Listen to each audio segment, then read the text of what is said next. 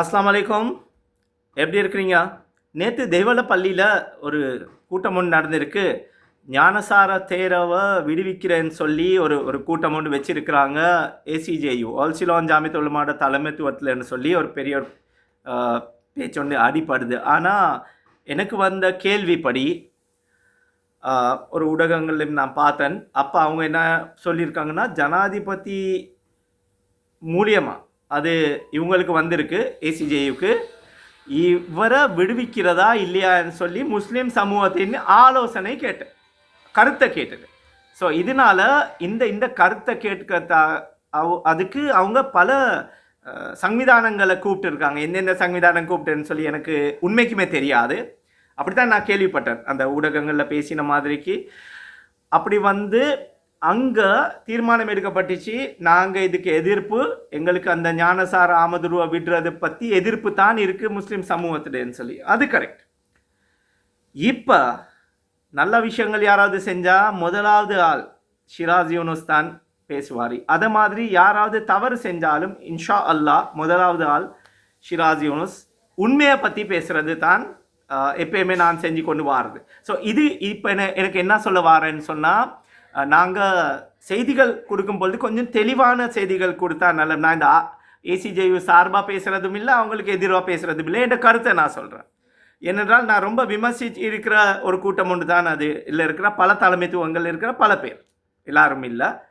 So இதனால் நான் சொல்கிறேன், எங்களுக்கு இப்போ முதல்ல நாங்கள் அவங்களே அங்கேருந்தே சொல்லியிருந்தாங்கன்னா பரவாயில்ல, இது எங்களுக்கு சம்மந்தமே இல்லை, நீதி அந்த உயர்நீதிமன்றத்தில் எடுத்த தீர்மானம், அது சொல்லி எங்களுக்கு அதை பற்றி ஒரு கருத்தை சொல்கிற விருப்பம் இல்லை. ஏன் ஏசிஜேயு தானே முஸ்லீம் சமுதாயத்தை ரெப்ரசன்டேட்டிவை நினைக்கிறது கொஞ்சம் அது ஏண்ட கருத்துப்பாடு வேறையாக இருக்குது அதில். என்றால் அவங்க முஸ்லீம் சமூகத்தோட ரெப்ரசன்டேட்டிவ்ஸ் அல்ல. இதுக்கு ஒத்துழைப்பு கொடுக்குறேன். ஒரு காலம் இருந்துச்சு, வேறு சங்கங்கள் இருக்கல்ல, அவங்க அவ்வளோ தெளிவாக இருக்கல, அதனால சரி இது போன வாக்கில் போட்டுமேன்னு சொல்லி அப்போ அரசாங்கம் அவங்களோட டச் ஆவினை சுட்டி தான் அவங்களுக்கு அந்த லேபிள் பட்டிருக்கு. ஆனால் இப்போ உள்ள இளைஞர்களோன்னு சொல்லி நாங்கள் வந்து வேறே ஆக்குறது இல்லை. அவங்க மூத்தவங்க நல்லா நாங்கள் ரெஸ்பெக்ட் பண்ணுறோம். பட் அவங்களோட குறைபாடுகள் இருந்தால் சொல்லக்கூடிய கடமைப்பட்டுள்ள இருக்கிறாங்க. அது நானாக இருக்கலாம், வேறு யாராவதும் இருக்கலாம். ஸோ அதனால் எடுக்கிற தீர்மானங்கள் தெளிவாகவும், இதை விட தலைவர் ரிஸ்வி முஃப்தி அவர்கள் வந்துட்டே வெளியே சொல்லியிருந்தாங்கன்னா அது கொஞ்சம் நல்லா இருந்திருக்குமேன்னு நினைக்கிறேன். என்றால் அவர் எப்பயுமே கொஞ்சம் பரதால இருக்கிற மாதிரி கொஞ்சம் ஒளிஞ்சு தான் இருப்பாருன்னு சொல்லி மக்கள் பேசுகிறாங்க. என் ஃபோன்ஸ் ஆன்சர் பண்ணுறது குறவு இல்லைன்னு மாதிரி தான் இருக்குது, பதில் கொடுக்கறது இல்லை. இப்போ நான் இந்த குறைபாடுகள் சொல்கிறது இல்லை, அவங்களுக்கு செய்ய வேண்டிய ஏண்ட அபிப்பிராயங்கள் சொல்கிறேன். இஷ்டமின்னா இருக்கட்டும், கஷ்டமின்னா விடட்டும், ப்ராப்ளம் இல்லை. மாலிகாவத்த பிரதேசில் அவங்களோட ஹெட் குவார்ட்டர்ஸ் இருக்குது, 9 பள்ளிவாசல்கள் இருக்குது. கடைசியாக ரிஸ்வி முஃப்தி எல்லாம் பள்ளிவாசலுக்கு அவரோட ஏரியாவில் போன 4 ஒன்று யாமல் தான் சொல்லுங்கள். அங்கே உள்ள இருக்கிற பல பிரச்சனைகள், ஏழை மக்கள் இருக்கிறாங்க, ட்ரக் அடிக்ட்ஸ் இருக்கிறாங்க, ட்ரக் டீலர்ஸ் இருக்கிறாங்க, மற்ற பார்த்தால இருக்குதோ இல்லையோ எனக்கு தெரியாது அதை பற்றி, ஆனால் அப்படி கேள்விப்பட்டிருக்கிறோம். மற்ற வேற ராங் லைனில் போகிற ஆட்களும் இருக்கிறாங்க, நல்ல லைனில் போகிற ஆட்களும் இருக்கிறாங்க.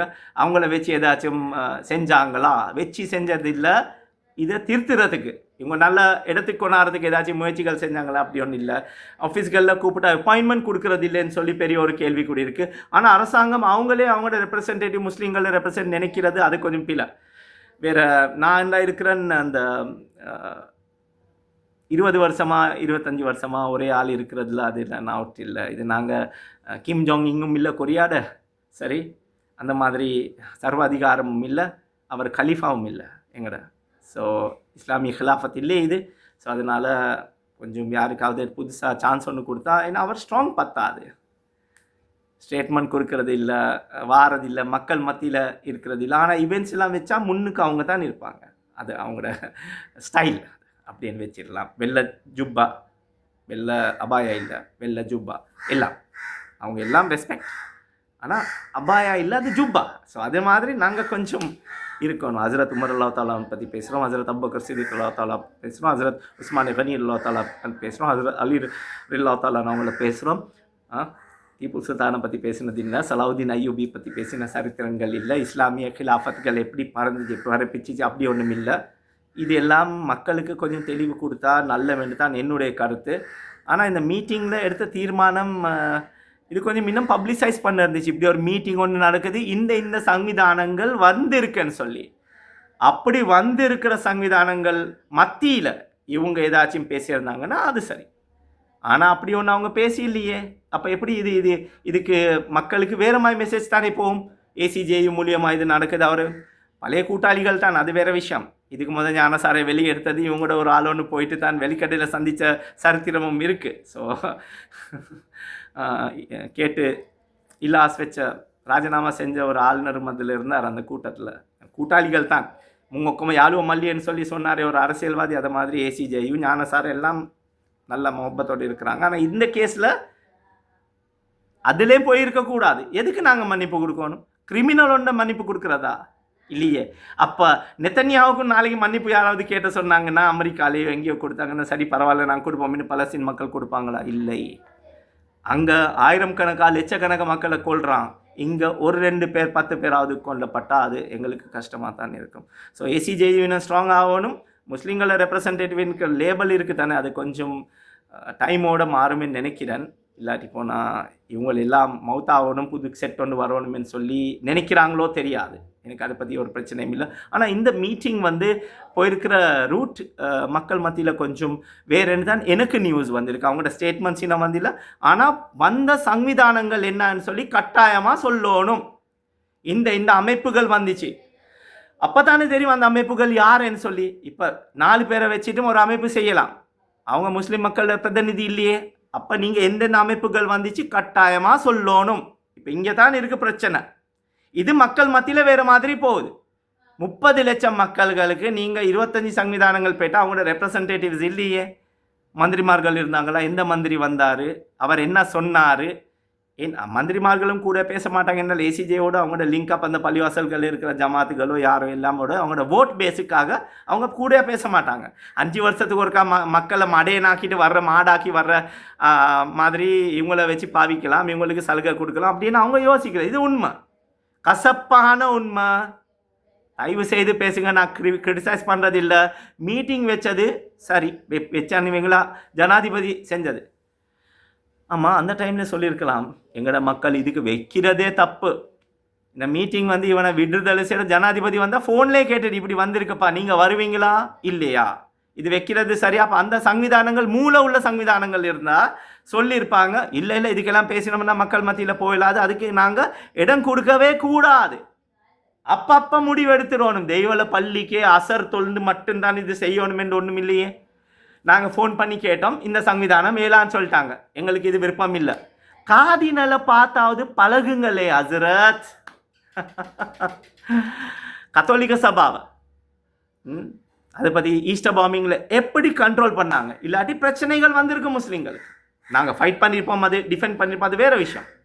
அதில் மங்கோலக்காரனும் இருப்பாங்களே. நாங்கள் வேறு யாருக்கும் எதிராக நாங்கள் இதை அடித்து கொண்டு போகிறது இல்லையே.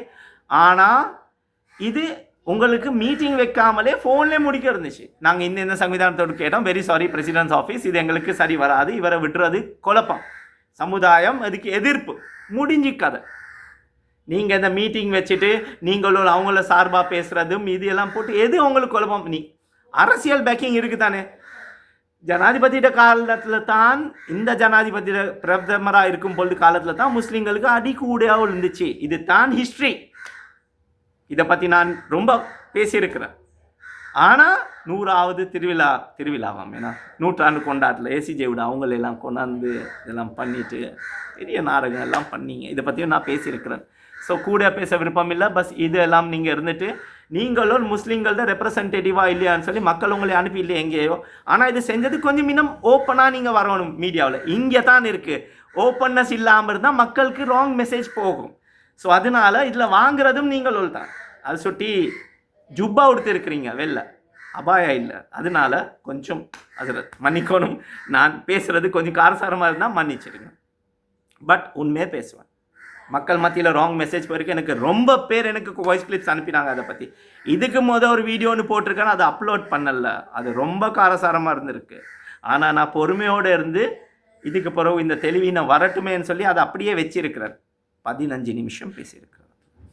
ஸோ இந்த டோனில் நான் பேசியில்ல. இன்ஷா அல்லாஹ் அதுக்கும் டைம் வரும், அதை அப்லோட் பண்ணிடுவேன்.